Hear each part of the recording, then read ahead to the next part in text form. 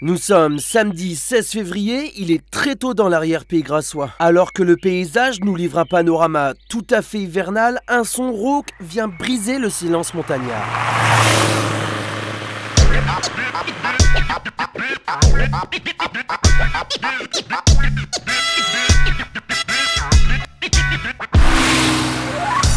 « 275 km de sensations fortes pour le club roquefortois d'auto-historique.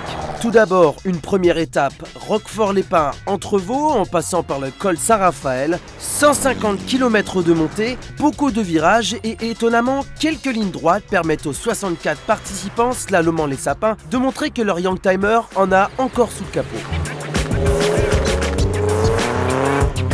Et 3 voitures inscrites et les 3 voitures c'est leur première sortie et c'est une histoire d'amour et de passion pour l'automobile et surtout pour l'automobile de collection. L'occasion également pour Philippe Lassalle de sortir sa dernière acquisition, une magnifique Volvo Amazon dans sa version préparée 122S.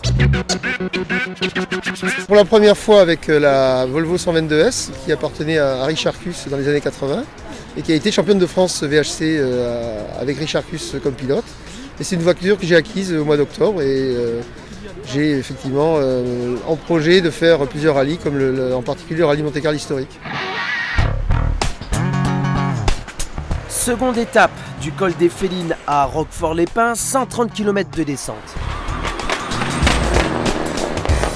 Ne vous fiez surtout pas aux échos produits par tous ces moteurs. Ce troisième rallye de régularité nommé Ronde hivernale historique respecte tout à fait les codes de la route.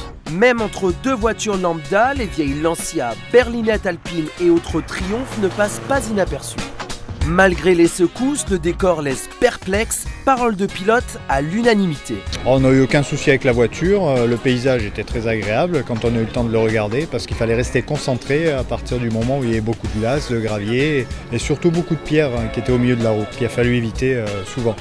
Belle journée, la neige, une route bien dégagée, on pouvait rouler comme il faut, c'était vraiment génial. Une excellente journée, un temps magnifique, en plus avec encore un peu de neige et de verglas dans le col de Blaine en particulier. Fin d'après-midi à Roquefort-les-Pins, tous les pilotes rejoignent François Pasquet et son copilote Richard Eric. Leur Porsche 911 de 66 leur offre une seconde victoire consécutive.